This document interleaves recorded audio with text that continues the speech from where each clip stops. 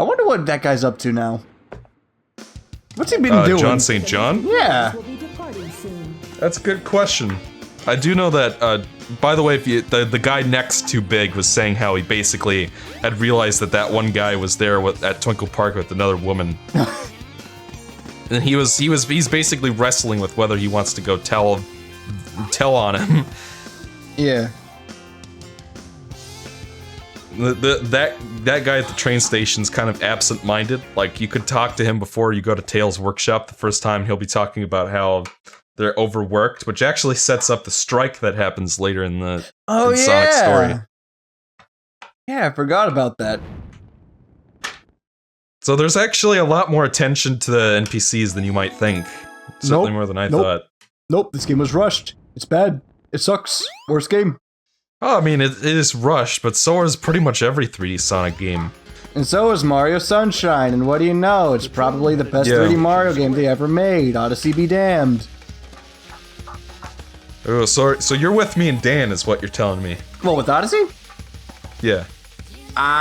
Probably to a much lesser extent. Like, I don't think it's bad. I just think it's overhyped to hell and back. Like, it's a good game. It's fine. It's just there wasn't a lot that blew me away. Like, I mean, there was the part with, like, the dragon that I thought was really cool. Yeah, that was pretty neat. But aside from that... I've never been more mixed or indecisive on a game than I have been with Odyssey. I mean, really, the entire game just felt like a giant Korok seed hunt. You know, and finding the Korok seeds can be fun in Breath of the Wild. They can be. But, you know, it's fun for a side distraction, not for your whole crux of your game.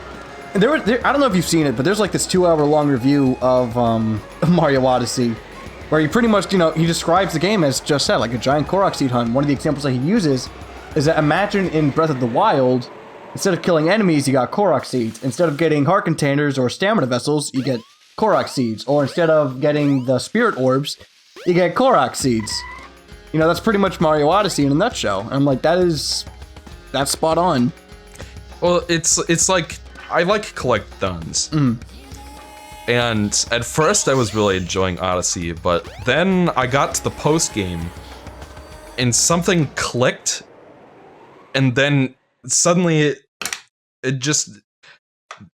all of the collectibles started to become really arbitrary and maybe a bit too well hidden, and then you get 10 extra moons from the moon rocks that show up after the final boss. It's just... But before that point, King K and I basically did the same thing, where we were just trying to get as many moons as we could on our first way through, and then when we couldn't get any more, we just assumed, oh, they must unlock later. But when it came to that act of having to go back to every level, that's where it's just like you realize how many of them are hidden underneath ground pound spots. Yeah. And, you know, and all that kind of dumb shit, and just how there are like way too many moons in the game. They could have easily like cut it down by half, and each one would have been so much more satisfying. As weird as this sounds, I think the game could have benefited from having more stuff to collect. Like it sounds weird saying that you got the coins, you mean like you got 900 moons. secondary collectibles. Like a secondary collectible, like in A Hat in Time, you got the timepieces, but you also got the yarn, you got the money. Yeah. You know, they all add towards something. In Mario Odyssey, you just got the Korok seeds, you got the moons. Yeah. And I find... well, you do have purple coins. Which, you know, gives you stuff that you can buy from the gift shop, which is something that I think is really neat. But I just don't think there was enough. It's a fine game. It's a good game. I just don't think it's as good as Galaxy 2, or Sunshine. It's better than 64, though. I gotta get that in there. Because Super Mario 64 killed Ryan's dog. Yeah, twice. By the way, there was a frame drop back there. Nice. I was supposedly I attempted to stream Mario Odyssey, but like the stream went to shit. But one of the first things that I did when I actually got control of Mario, I was like, okay, let's see if this game is better than Mario 64. I just like went like I pushed the analog stick forward and then backwards and forwards and then backwards, trying to see if he would do that weird 360 spin that he does in 64. I'm like, he doesn't do it? Okay, better game, let's go. Well, Now, you and I have discussed this privately before, but I do think that if you have not played Super Mario 64 on a Nintendo 64, then I found that Nintendo 64 analog control is not very well emulated on other analog sticks. Like, a lot of people will... I'm reviewing Ocarina of Time next, so I've been playing way too much of that game, but first playthrough I did was on an RGB modded N64, and I find that aiming your bow is really straightforward and simple to pull off there. It feels just fine. Then you play the GameCube version and it's stiff, and it's a pain. No, it's like too loose. Yeah. Like, you'll press it even slightly and it will dart across the room. Which is one of the problems that I have with Majora's Mask. The Octorok shooting minigame. We have to do it once for the quiver, and then once for the heart container, or the heart piece. I hate doing that. Yeah. I hate it. Yeah, and like I said, I think what it is the N64 analog stick is not as sensitive as later analog sticks. Like, even the Dreamcast analog stick has apparently a far greater range of movement. Like, it's more sensitive than the GameCube's is. So you get much tighter degree of control over Sonic on the Dreamcast than you do on GameCube. There was someone who posted a comment on your review, I think, or on the podcast that we did, where he was talking about how like the GameCube controller has an octagon shape around the analog stick, which kind of like locks into movement. You can still move in directions between those, but just having that octagon there makes it easier to go straight or directly left or right, you know? Yeah, and then the Dreamcast doesn't have it, which makes it easier to move in a full 360 degrees. I think that's what he said. But because, you know, the N64 analog stick is basically kind of like this teeny tiny stubby little target thing on top of a long stick. Yeah. And I think it just doesn't have the same range of movement that like a ball-based analog stick has. So when you play an N64 game with a ball-shaped analog stick and you have that extra range of movement, and it's easier to move the stick around because it isn't as heavy, you know, then it makes the controls come off as overly sensitive. Just like the aiming in Ocarina of Time does on the GameCube. And I think the same thing goes for Mario 64's controls as well, which is maybe the reason why it feels like so slippery and overly sensitive is just that you were playing it on the Wii. I did notice because like the very first time I played it with a Pro controller. Never doing that again because that was way too sensitive. It felt considerably more tighter on a GameCube controller. Yeah, but still not as I'd imagine so. Not as tight as I needed it to be, but I will say, as bass backwards as this sounds, you know, I think the DS version does have better controls because one, it has a run button, and yeah, it has like the D-pad for movement, but you also got, if you're playing on a 3DS, which let's be real, you're going to be playing on a 3DS if you're not recording footage anyways. The circle pad controls really well for Mario's movement as well. So. What? Let's just see you take I just think it's the placebo effect, honestly. It feels better on a D-pad to me, for that version. Because I think people are... I tried to hit him with the spin dash instead of the homing attack at first. Whoa, I thought we were playing Sonic Adventure, not Dark Souls! With this complex movement in this intense boss fight. Wow! Now, Ryan, you've got to... I don't love the character battles in SA2. Like, I think the mech battles are basically wars of attrition, especially the second one. But you've got to be with me at least when I say that fighting Knuckles and Rouge in SA2 and fighting Shadow in SA2 is better than that little Knuckles battle we just had. Absolutely not. You're wrong. Sonic Adventure 2 fucking sucks. Nah, I was kidding. Yeah, the character battles in SA2 I still don't think are that great, but they are an improvement. Hold it right there, creep. That fucking mouth movement. Right there, creep. Like, look at it's so exaggerated. And spongy and squishy. Yeah. Me? What about you? Me? What about? I have four. I have 4 lovely emeralds. Chaos!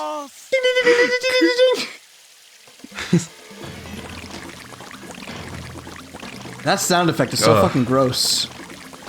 Yeah. Ugh. These are for you, my friend. Getting ready to fight the best boss battle in the entire game. Yeah. He transformed again. Man, no one ever cuts us any slack. Yeah. I love it. It's like you see this monster just transform right in front of you. God dang it, I just can't catch a break. That's a very tame like- reaction. Is there like a part at the beginning of Final Fantasy 13 where Sauce is like, ever catch a break? Can we, Chocobo? It's like a Chocobo yeah. that lives in his afro. Yeah. I was thinking about Snow for some reason. I'm like, Snow doesn't have the chocobo, that's Saz, but you said Saz, and I'm just being stupid, so don't mind me. So here's my thing with this boss battle. Like, one thing I never understood is, like, you can stand on the water. Like, it'll do damage to you, but you can still stand in it, you know? Yeah. I don't get it. Maybe it's supposed to be like muddy water. It's like extra viscous. I don't know. You know what would have been cool though, because like this is Chaos. He's in the water. Like, what if he took like different shapes in the water? You know what I mean? Like maybe he's like in the middle and then he turns into like an axe and starts swinging at you or something like that. Instead, he just stays into like this shark. Yeah, he just kind of chases you around, and you can only hit him. Like the next form of Chaos we'll fight after this is actually way faster to fight, ironically, despite supposedly being harder. Because with this, you're just waiting around, waiting for... Yeah, you're just waiting around for him to pop his head out of the water. And you have to fight this boss 3 times, by the way. And it doesn't get any more interesting, even with, you know, different character control schemes and whatnot. I think with Knuckles, it's a bit easier, because all you have to do is just glide into him. Yeah. And with Sonic, you just have to homing attack him, but with Tails, you have to actually, like, manually jump into his head. Which, it sounds a bit more difficult for Tails, but it's really, it's not. No, not really. I always found making jumps in this game, it's really not that bad. Yeah. Again, I don't get why people say like the actual gameplay itself is aged. I think it still holds up just fine. Yeah. I mean, there are areas, and we'll get to them when we get there. I will say that when every time that I like come back to SA1 to just grab like a few minutes of footage, you know, I'm just like playing a level or two. At first, I get this feeling like, ooh, these controls don't feel right for some reason, you know. But then when I play it for just a little bit longer, like when I'm like I am for this, or just even during my test playthroughs I did on the levels, suddenly it just clicks into place. I don't know what it is. Oh, here's the line. Wait for it. Wait for it. Wait for it. 2 hours later. There it is. Behold my floating masterpiece, the egg carrier. But it pales in comparison to the power of chaos. Adieu.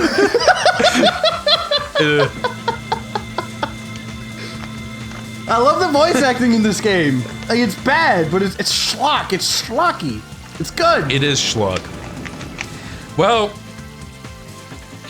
if we're comparing this to like something that you'd see on like Best of the Worst,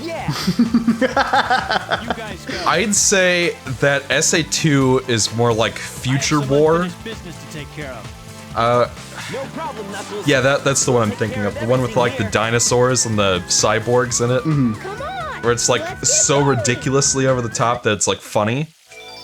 This game is more like boring. No. For the most part. No. Not necessarily during one playthrough, but it's just when you get to like later playthroughs, like there's some cutscenes in Amy's playthrough that go on for like 5 minutes straight, and they're nothing but watching people stand in place and talk. What are you waiting for? before. And this game has a lot of... This is during that era of gaming where every cutscene had these, like, long pauses between dialogue. You know, and part of the reason for that was because it had to load off the disc, so they paced the cutscenes accordingly. Sonic, wait here for a second. But it makes for these really slowly moving cutscenes, and you have to watch a lot of these multiple times. They try to make it more interesting by, like, rewriting the dialogue and stuff, but... Which is something I do appreciate. But that cutscene right there, that had Knuckles, Tails, and Sonic in it, so we have to watch that 3 times. And each time it's just as slow, and nothing really different happens. It's just the way they say the lines is different. Like, you can look at see the runway, how there are those stripes moving up and down. That's the texture filtering thing I was describing earlier. Huh. Like you that kind of thing is not noticeable on the GameCube for one reason or another. Like, mip mapping is like a tool, basically you have like the full-size texture, right? Right. And then as the texture gets a further distance away from the camera, it downgrades, it swaps out for like a pre-rendered version of that texture that's like half the size. And then when it gets another certain distance away, it halves again. I don't know, for one reason or another, the mip mapping is really noticeable on Dreamcast, no matter what game you play. Sky Chase! I think the song is actually a remix of the Sonic 2 song. Like, if you listen for it. It's just faster paced and more bombastic. I'm trying to, like... I don't know, I don't hear it.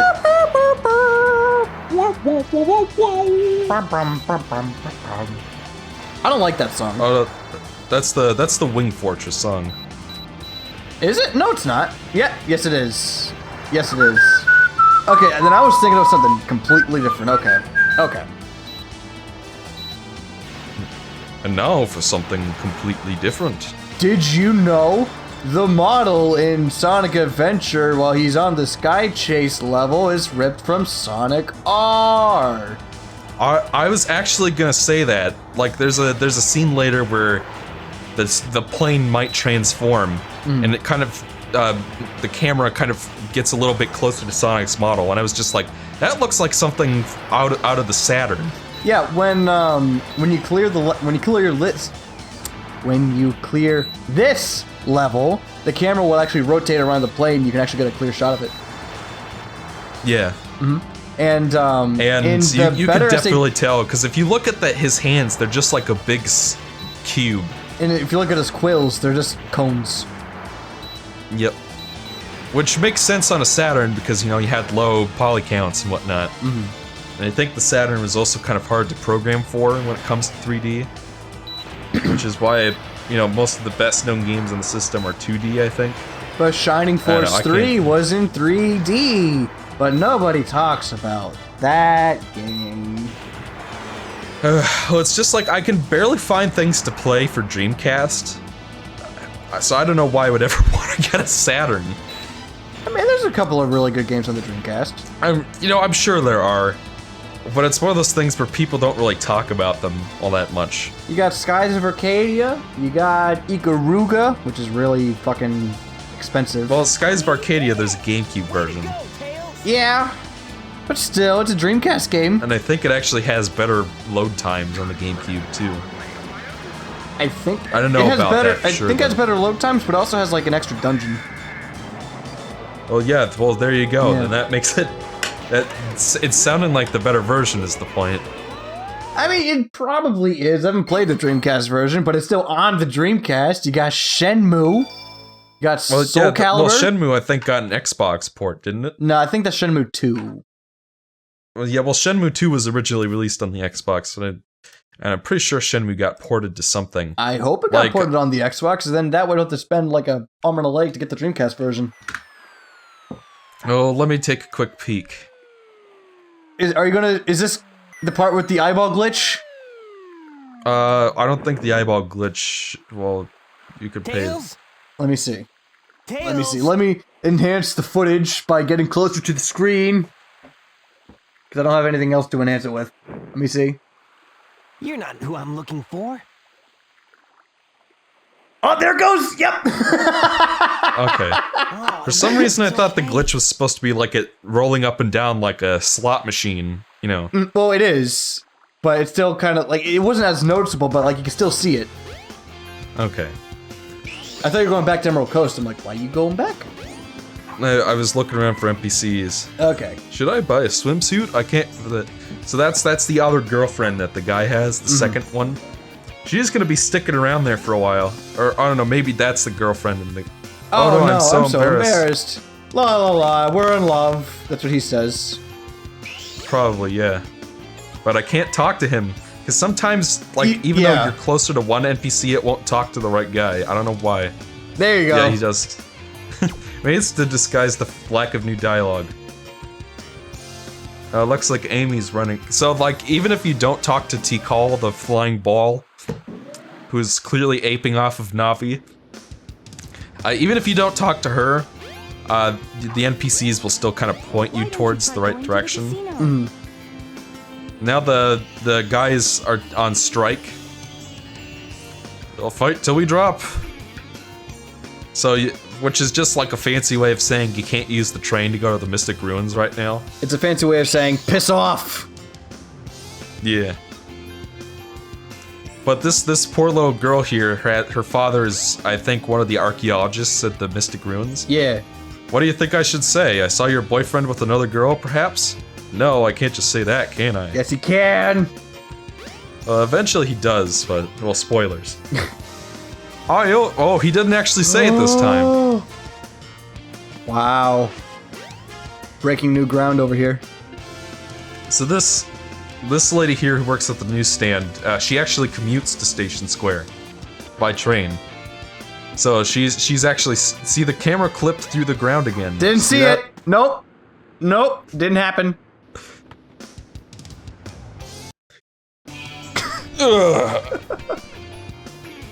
Lots of people were chatting with me on Discord yesterday while I was recording this, so I had to keep pausing. Oh, okay. It wasn't just you. Oh! Oh! I'm pretty sure Jeb was probably in there again. Jeb! If you're watching this, comment on this video. Hello, it is I.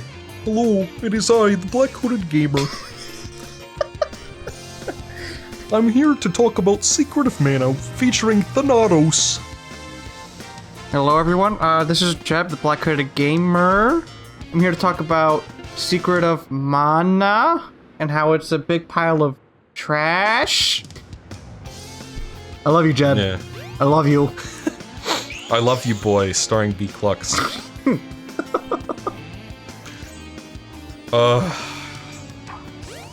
We had to get it in there at least once. At least once. Yeah, at least once. You know, I remember when I I was a kid, I would always try to get inside the little the parking garage. Oh, yeah. I would always try to get in there, but I never could. So, what is your opinion of Amy in this game, Ryan? As in her character, her gameplay. Her character, I mean. Oh, her legs are clipping through her skirt. Well, yeah. I mean, as a personality, I always find, I always liked Amy. Yeah, me too. I don't understand. Like, lots of people really hate Amy. Like, particularly in this game. But I don't get it myself. I think she's adorable. It's like, Well, it's like what you were saying with, the burger shop girl. Yeah. How you could kind of relate. I kind of relate to her too. Yeah. She's kind of on the opposite side. I don't. Maybe it's just that I admire her straightforwardness. Yeah, it's like, you see her, she's like going out, she's getting that, well, she's not really getting it, but she's making an effort to get that Sonic, that chili dog. You're just on the side, you're like, yeah, you go, girl. You get that chili dog. You do your thing. She never does. That's quite the, innuendo. But that mom back there and her kid, that mom has kind of like a gambling addiction that's just sort of takes hold of her. Like, she just finds herself irresistibly drawn towards the casino at night, and her son, you know, is basically trying to get her off of it, you know? Right. Telling her not to go.